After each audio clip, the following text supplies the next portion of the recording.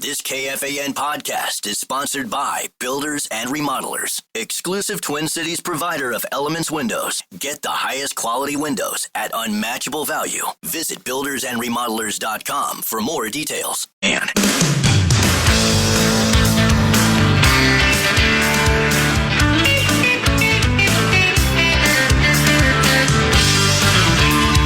all right, welcome back to the 10 of Fitzgerald. Mark Rosen here, Devin with us as well. Rosie, was it yesterday we had the KOC press conference where he was very Zimmer-like, not wanting to talk about the quarterback situation, not wanting to answer it. Do you feel like we got a little bit of clarity yesterday just because J.J. McCarthy's still listed as limited?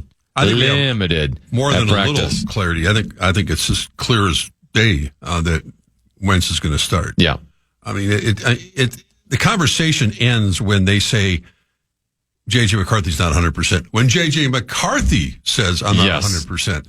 So the dynamics of whatever KOC had in his mind and wanted to have him ready by this game, it's a moot point. I mean, because whether he was ready, using air quotes or not, to get out there, which of course he was at the beginning of the season, it's all eliminated. You're not going to put your guy out there when he's not 100%. And a high ankle sprain, and that's indeed what he had. I don't think he'll play this week. I don't think he'll play against the Chargers in a short week. Maybe he'll come back against the Lions and Detroit.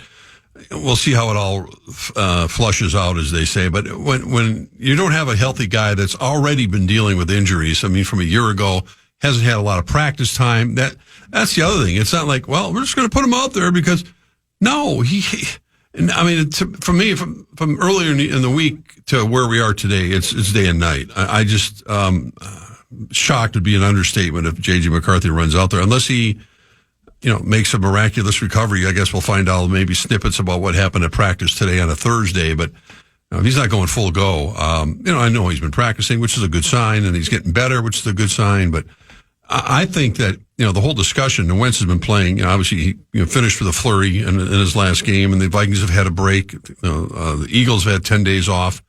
I think the bigger news, honestly, and we concentrate so much on the quarterback position, especially with what's been going on here, but the fact that Donovan Jackson's coming back. I mean, this guy's been a stud. What a great draft pick out of that Ohio State rich lineman class. Hopefully I asked you during the break, is Brian O'Neill coming back? I mean, which would be a little bit of a surprise considering what looked like a really serious knee injury. Getting a full game potentially out of Christian Darrisaw. I mean, he's been on that so-called pitch count, and now it sounded like KOC was also saying, and Darrisaw said that I'm ready to rock and roll basically the whole game. And then throw in obviously the big addition of Blake Cashman on defense and the possibility of Van Ginkel returning.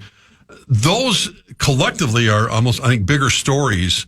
It's not as sexy as who's going to play quarterback. Well, you can almost put that to bed right now and saying as a football team, the Vikings will be appreciably better this week than they were in their European games with the addition of those guys. Jackson had the wrist surgery. He was out, and he's been playing awfully well. And then they have some depth now, some guys that can play.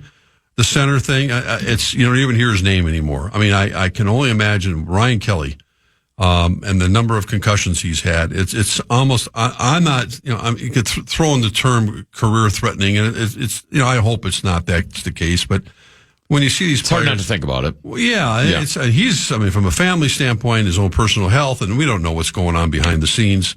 But I mean, they, like any other team, they have to just kind of fix that. But I think the offensive line, in particular, I think they have to run the ball, consistently to at least get Wentz off the, 2nd and 9s and the 3rd and 8s to have, Mason and, since Jones isn't back for another week.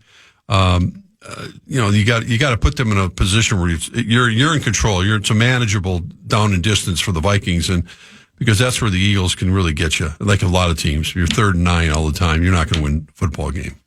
Obviously, there are still guys that aren't on the injury report, right? Because Aaron Jones is not on the report, as you just mentioned, Ryan Kelly. But of the guys that there were no DNPs yesterday, and then that's for a Wednesday practice, right? Sometimes you get more Wednesday, and they improve as they go along, but. As you mentioned, Donovan Jackson limited with a wrist injury. Brian O'Neill limited with a knee injury. J.J. McCarthy limited with the ankle injury. Andrew Van Ginkel limited with a neck injury. Brian Cashman, full go. That's the other part of this. We focus on the offense, but defensively, for a team that has struggled against the run, and you're going to be playing. Did I say Blake Cashman? What did I say? No, what you said, Brian. Oh, I'm sorry. It's Blake. Yeah. I'm thinking, wait a minute. Brian Cashman used to be the GM for the New York Yankees. The Yankees, that's right. Cash in, cash out. I apologize for saying the wrong name. I question myself. But for a team that has struggled against the run this season, and I'm assuming Philadelphia is going, despite the fact that they've struggled with Saquon Barkley, I still think they're going to want to be a run-first offense with Jalen Hurts. And to get Cashman back and potentially Van Ginkel back, I think could be huge on that side of the ball as well. Well, yeah, absolutely. I mean, it's odd when you start looking at these stats. The 6 games into this thing, the Eagles are still 4-2. They rank 3rd worst in the NFL in total yards. That's shocking.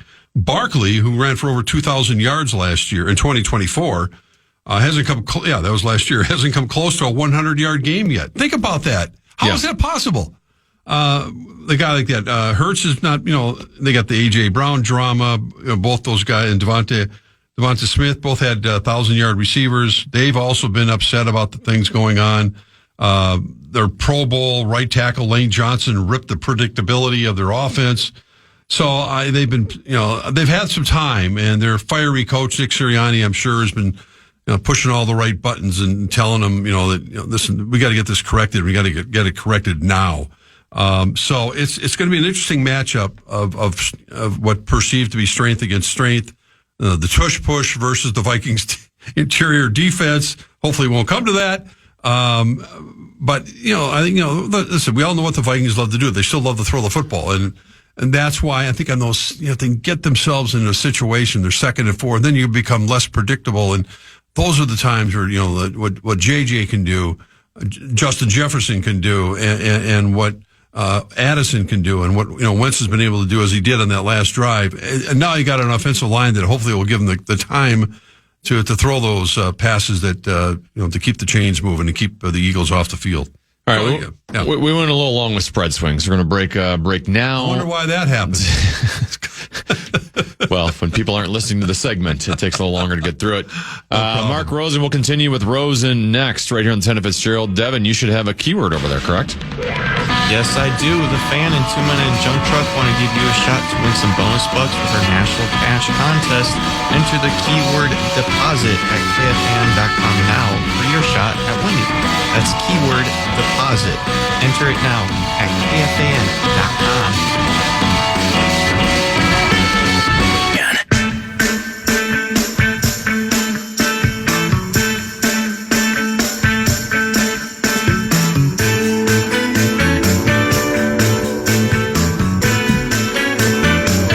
Welcome back to the 10 of Fitzgerald. Mark Rosen with me.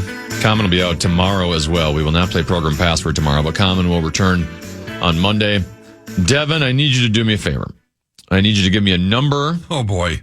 Here we between go. 0 and 24 or 70 and 99. Somewhere in one of those 2 ranges. 5.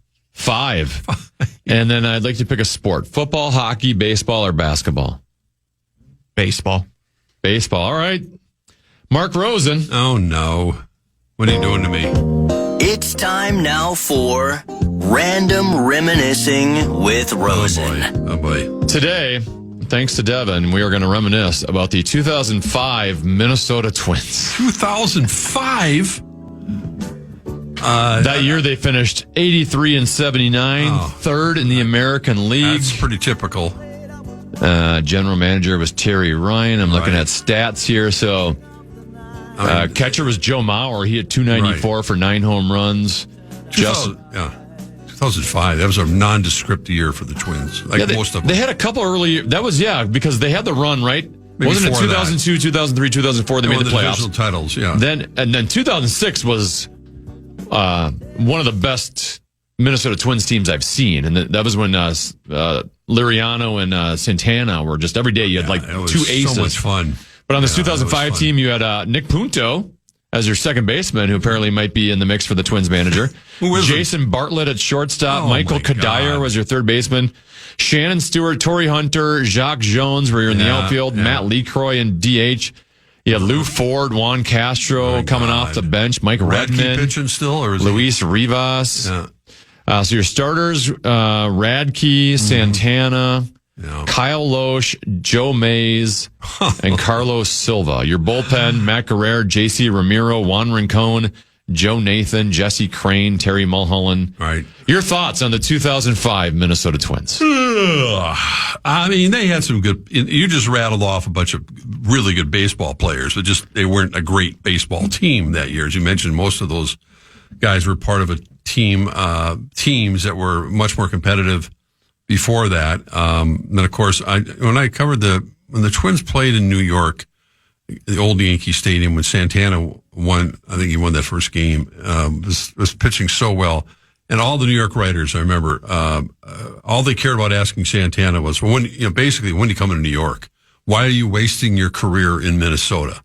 And they weren't even trying to hide it. And Santana handled it diplomatically, but deep down, you kind of knew he wasn't going to be staying in Minnesota for the rest of his career. And of course, he ended up going to the Mets. But, it was painfully obvious that, the flyover existence that a lot of Minnesota sports teams have. When you go to New York, you really feel it. When you're in a position of being a superstar kind of pitcher as Santana was during that time, and all the writers are just going, oh, okay, I know you're having a little fun right now, kicking it around, but you're coming to New York, and whether it would be the Yankees or the Mets, and that's what I recall. I don't remember a lot about that particular year. Sorry to disappoint you. I mean, you just kind of rattled it off 83. Out of all the years in 2000s, it was kind of one of the more forgettable seasons. Yeah, it was. The other ones they were fun. By the way, do you remember, though, the team that won the World Series that year? What year was that again? 2005? Your Chicago White Sox. They swept the Houston Astros in the World Series. I remember that, the one I remember the most about the White Sox, and with Twins and the White Sox, of course, with the Piranhas and Ozzie Guillen, and the one game I remember more than anything was at game 163 when Jim Thome was playing for the White Sox and he hit a home run, I think the ninth inning and beat the Twins 1-0. It was a tremendous baseball game, but it catapulted the Sox into the playoffs and kicked the Twins out of there. That was a dramatic game, much the way that the Twins had when they beat the Tigers here in that extra game when Carlos Gomez scored the game-winning run. But yeah, again, those earlier years were, I mean, see, and this sort of fast forward to today's team and what you're looking at, but those teams, no, they didn't win a World Series, but they were very competitive. They won a bunch of divisional titles. But you just rattle off those names. They had big personalities on that team. Mm-hmm. They just did up and down the lineup. I mean, with Torre and AJ Pierzynski and obviously, Kadire. I mean, all those guys were entertaining. They were fun to watch. And you look at today's team and, Royce Lewis has a big personality, but he hasn't, unfortunately, been able to back it up and stay on the field. Yeah. Buxton is more of a quiet, kind of guy. He gets, when he does the locomotive tribute to his dad when it's a dinger. That's about it. That's otherwise. They lost Duran and his entrance when they traded him. A huge moment, huge entertainment value beyond being a real talent. But that's what's missing, and that it's just.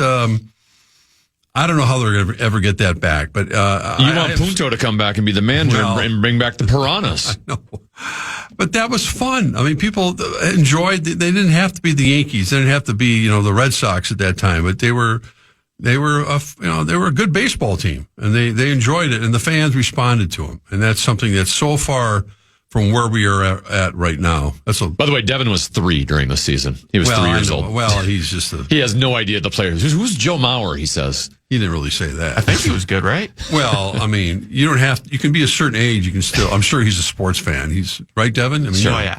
I knew who Harmon Killebrew was, even though I didn't watch Harmon Killebrew. Some other interesting notes of the 2005 Major League Baseball season. It was notable for the league's new steroid policy in the wake of the Balco scandal. Oh, the Balco which enforced harsher penalties than ever before for steroid use in Major League Baseball. Several players, including veteran Rafael Palmeiro, was suspended under the new policy. Other interesting things, that was the first year that we had a baseball team in Washington, D.C. since the Senators played there in 1971. So that's when the Nationals moved there from Montreal. And the most important thing in 2005 is that the Anaheim Angels changed their name to the Los Angeles Angels of Anaheim. That's big. I like it better when they're the California Angels. They had the whole state behind them. They did have. They were called the California. Yeah. Rod Carew played for them. Then during that time, they were the California Angels. Yeah, a lot has changed, and it's still amazing when if you watch the Dodgers with the billions of dollars that they're worth and how much money they spend on their payroll. To me, it's shocking, really, and a testament, I guess, to the longevity of the brand that they're playing in the same ballpark that they did when they moved from Brooklyn.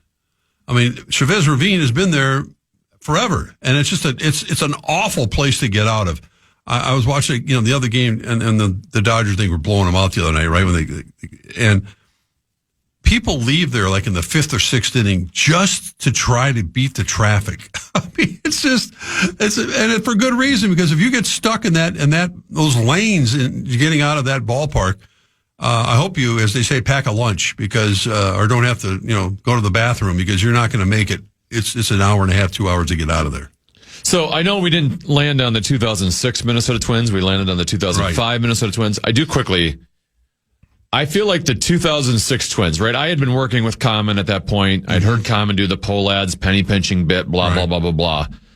2006 was the first season as a fan that I thought, man, these guys are never going to spend money or do something at the trade deadline, because that was a team, like I said, there was a stretch there in that summer where Johan Santana and Francisco Liriano, you had Radke as your third pitcher. I mean, that's how good your starting rotation. Those two were unbeatable.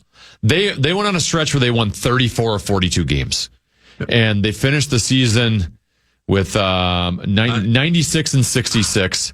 Yeah, and they did basically nothing at the MLB trade deadline. Like if you're not going to go all in with this team, when you had and you had the Mauers and the Morneaus, and they were hitting in Kadire.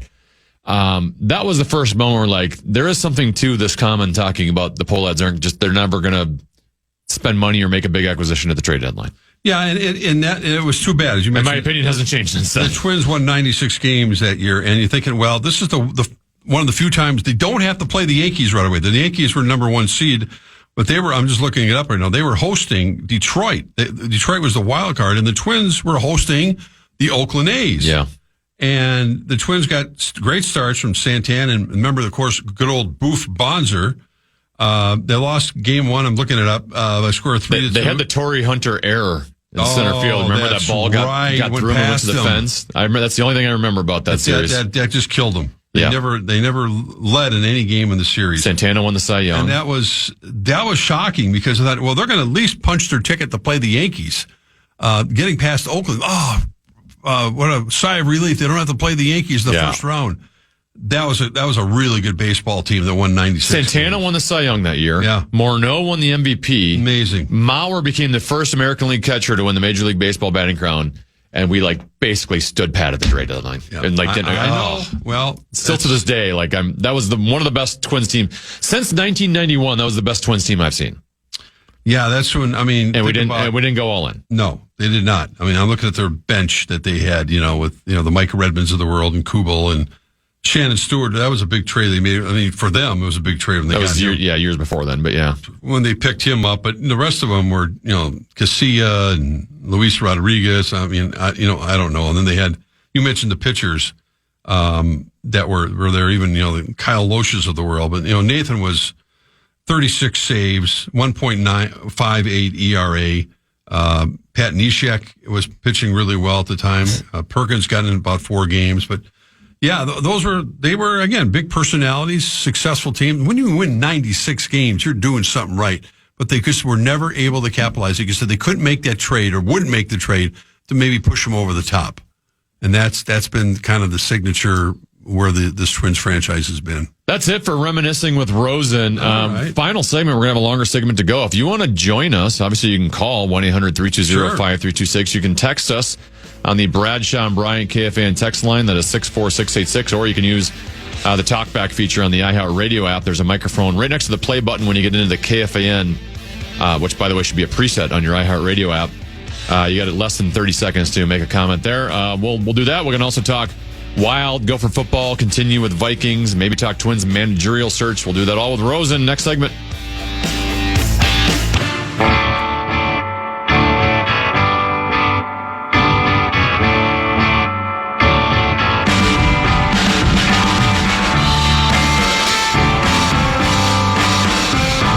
text so far at the Bradshaw and Brian KFAN text line at 64686, all Twins related. That's surprising. Thus far. One texter says, what does Rosie think the next Twins manager needs to do to try and turn this team around? Go into Joe Polad's office and ask him to give him a blank check and just say, here are the players that I need to try to win, at least in this division. Let's just start with that to catch up with Detroit, Cleveland. No, I don't know. I mean, it's going to be a plum job for, some of the names you've heard, and you mentioned Nick Punto's name, popular Twins players. And it's going to be a good job for someone who takes it because they're going to obviously get a nice boost in pay and an opportunity to manage a big league club and probably with very little pressure on him.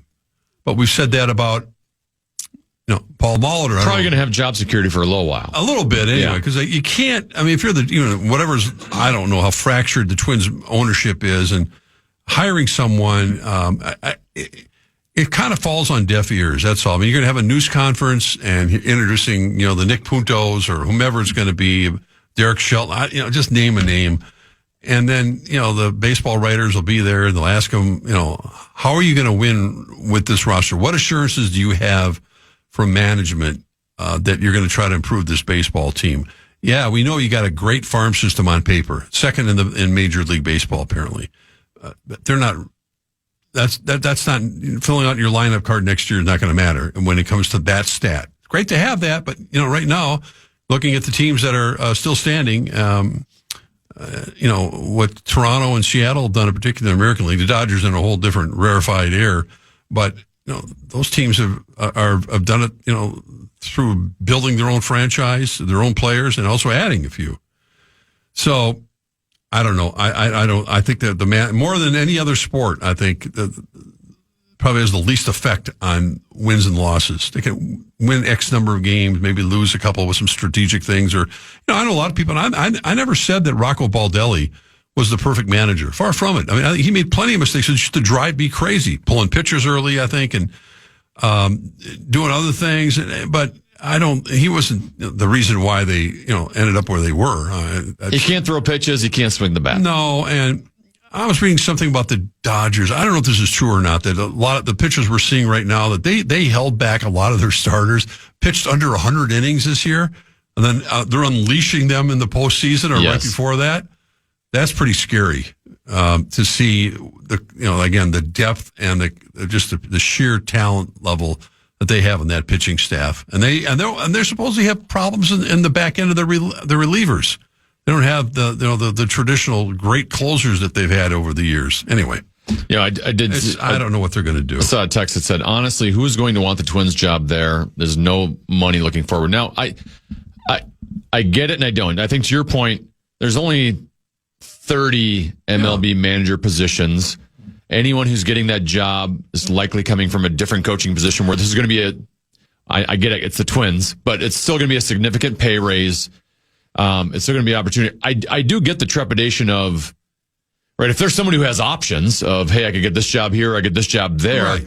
I can see you picking them over the Twins because it is going to be hard to believe how is this team going to be turning this thing around in the next couple of years.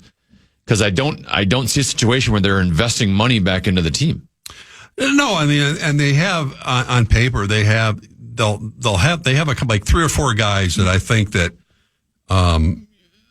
will be a part of this team in the next year and a half. Even probably starting right after spring training. They have to bring up some guys that are traditionally wouldn't be in the major league roster just yet. And forgetting the old arbitration thing. But I know I've been, pounding the bricks about the guy who's been hurt a little, been dealing with some injuries. But Walker Jenkins is a perfect example of that.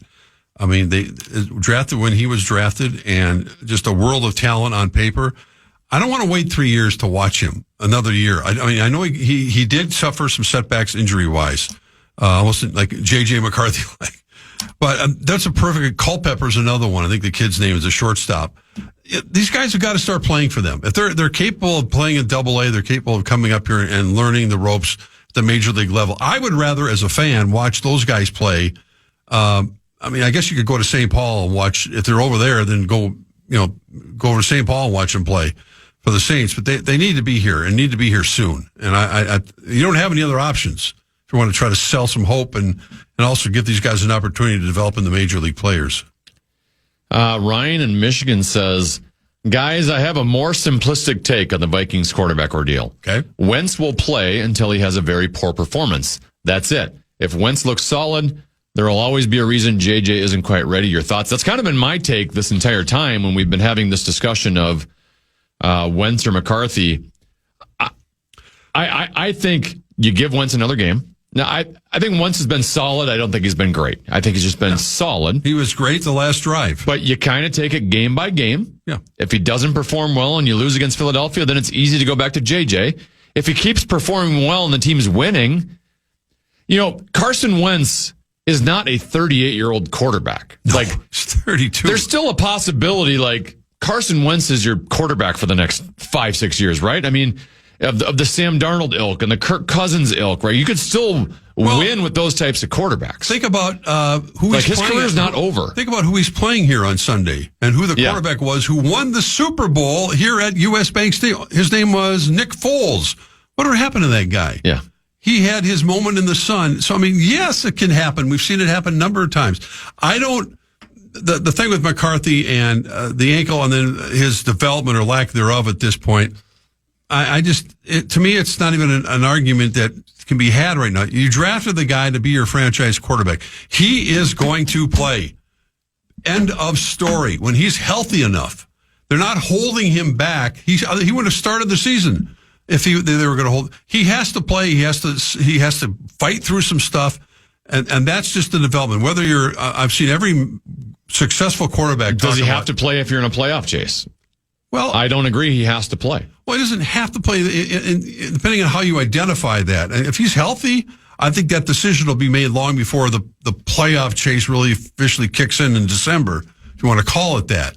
I just think that when he's healthy enough to play and he gets a good practice weekend, I mean, that's the problem. He's missed so much time compared to all the other the young quarterbacks who were drafted last year, missing all of last year when he really wasn't almost even allowed to do anything in the facility other than going to meetings.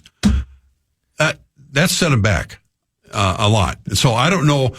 My judgment on J.J. McCarthy as an NFL quarterback, you got to pump the brakes and just wait and see. But how KOC handles it, and we heard, his shortness with the quick question about is he going to play, and the way he answered, I'm not getting myself all wound up about that. I mean, I'm sure he's tired of answering it, but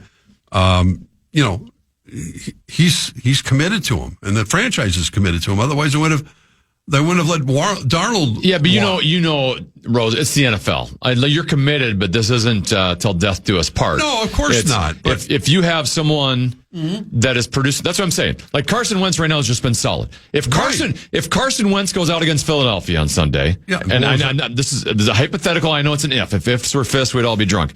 If he throws 27 of 34 for 312 yards, 3 touchdowns, no interceptions, and the Vikings beat the Eagles by 24 points, we're not saying, you got to have a look at J.J. McCarthy. We're not saying that anymore. So there is still, like I said, it's not till death do us part that we got to see J.J. McCarthy. And he's going to play. I think Wentz will play both. I mean, forgetting anything else that happens in the game on Sunday, and then you play a short week next Thursday. I can't imagine that J.J. McCarthy is going to make his return on a short week where he can practice basically one full day and then play against the Chargers. If you're practicing a little bit today indoors, according to Kevin Seifert, all 53 guys were out there today.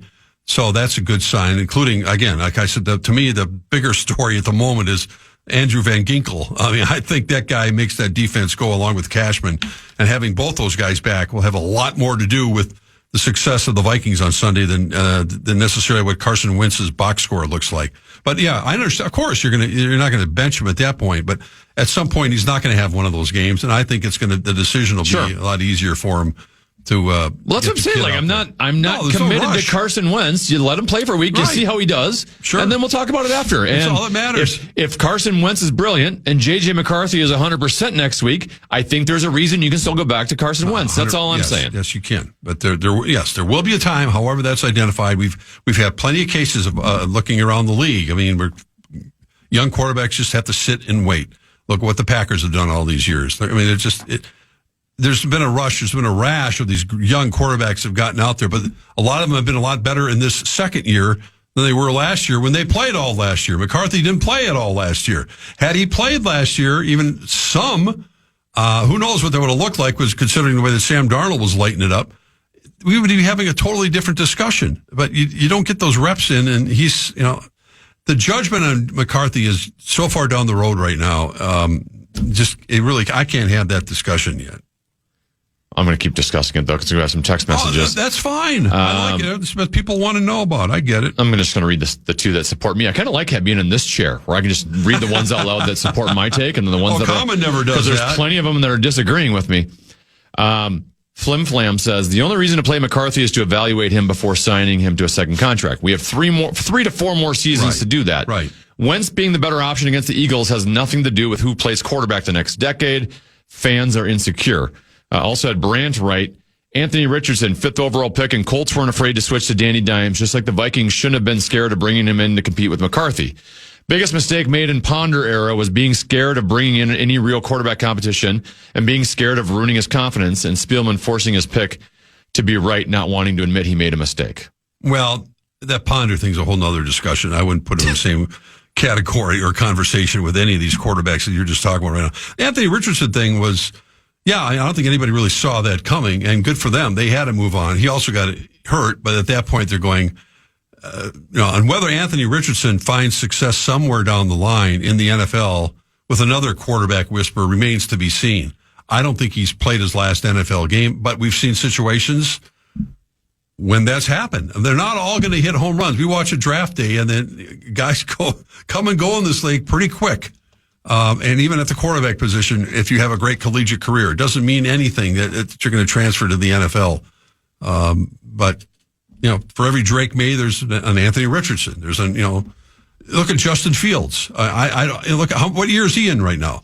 The people think that he's hit his ceiling now, or where he's at. He is what he is at this point. Well, that's what when you're on team number 3 and still performing the same way, I think. No, I shouldn't say that, because maybe if the quarterback whisperer got a hold of him, right? Because we gave up on Baker Mayfield and we gave up on Sam Darnold.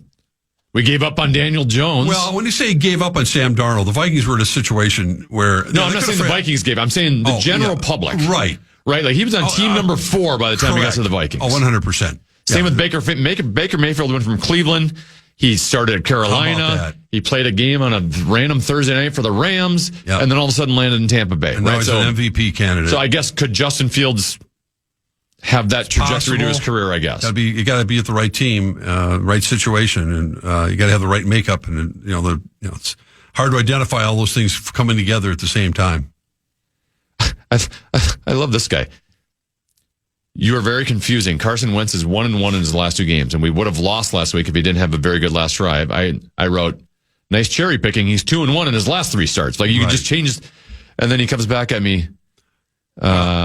And he's 1-1 in his last 2 starts. And he's 1-0 in his last start. Right. And let's go back to my original premise of what I'm more excited about than having this discussion over and over and over again, which is fine to do. Yeah. The fact that the Vikings offensive line is going to be completely rebolstered. Yes. I mean, that is what's going to make Whoever's playing quarterback, that's good. Right. Yeah. Carson Wentz got buried the other game too. And that shouldn't happen when you have Darisaw playing every series and you got Donovan Jackson back and you got O'Neal back. That's a hell of an offensive line. All of a sudden, those guys stay healthy and he can run the ball. He can do a lot more things that a veteran quarterback like Carson Wentz can take advantage of. I like watching Carson play. I don't think he's a liability at all. I mean, I think he's got a lot of moxie. He's figured things out. He's been through it. He understands that what his limitations are. And, he's, the Vikings are fortunate they have him on, pick him up off the scrap heap, as they say, and get him on the team. And that's good fortune compared to some of these other teams that are looking around going, we don't have a quarterback at all. Yeah. I mean, look at Cincinnati. They got Joe Flacco. No, they got Joe Flacco. The 2 40-year-olds going at it tonight. Yeah. The Geritol Bowl. The Icy Hot Bowl, I think is what they're calling it. Yeah. A-Rod. You're not here tomorrow, so I'd like to get your opinion on Gophers, Nebraska. You got a number 25 team coming into Huntington Bank Stadium. I just can't stop thinking about the way that Purdue rammed the ball against the Gophers in the first half last week, and they were their own worst enemy. All the turnovers, and kudos to the Gophers for making that happen. But the basics of the game, the X's and O's, and if you're in Nebraska and you're Matt Rule and you're looking at that tape and you're going, okay, line them up. We're going after them over and over and over again. So unless the Gophers can figure out a way somehow to bolster that defensive line and defensive front, and I don't know how they're going to. Nebraska's a good football team. They're not a great football team, but they're a very good football team, and I'd be surprised if Minnesota could. We need to win games like this occasionally. Yes, right? They have won games. They're like not an elite team. They're a quality team. We've got them at home. They should win at this a game stage like this in the PJ Fleck program. I 100% agree. The Nebraska games, Iowa games, Wisconsin, of course, is a total mess right now. Those are games that are on your schedule. They were fortunate, but they won the game. They beat Purdue. They don't have to excuse it. But this is one that you're right. When you're all of a sudden you're 8-point underdogs at home on a Friday night, and that place is going to be rabid with Cornhusker fans tomorrow night. This is going to be an exciting. I mean, it's going to be, as they say, it's going to be a fun atmosphere between the football game going on over there and the Sir Paul McCartney over at U.S. Bank Stadium and whatever else is going on, and it's going to be a lot of fun this weekend. And then the Vikings, of course, playing on. I thought I was going to go from McCarthy to McCartney.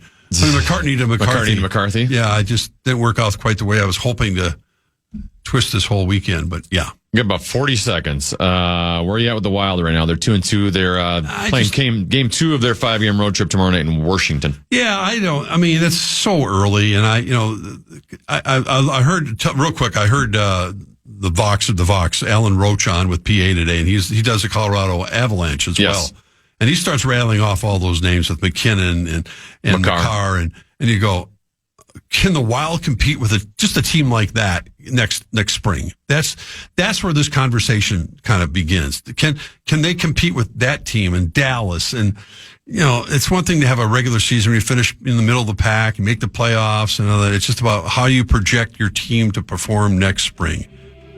I don't know how to answer that. I don't think you can answer that right now. Enjoy your weekend off. I will. Thank you. You'll be back with Common on Tuesday? I will be doing that. Yes, I'll be. And you're excited. I'll be. We got the Vikings pregame live, game day live on Sunday morning at Fox 9 at 9:30. Excellent. Thank you, Rosie. My pleasure. Have a good weekend. Thanks to Dane Moore for joining as well, and of course Common and Deuce who joined us for NFL Spread Swing, and a thank you to Devin who helped out on the Ten of Fitzgerald for the first time ever, and he'll be back tomorrow. No program password tomorrow. We will have Pete Bursich, Lil B, and Justin Garden tomorrow. Thanks for listening. It's been a good day. Good night. Good night, folks. And good night, Mrs. Calabash, wherever you are. Listen back to any of Common Man's programs by podcasting on the iHeartRadio app or KFAN.com.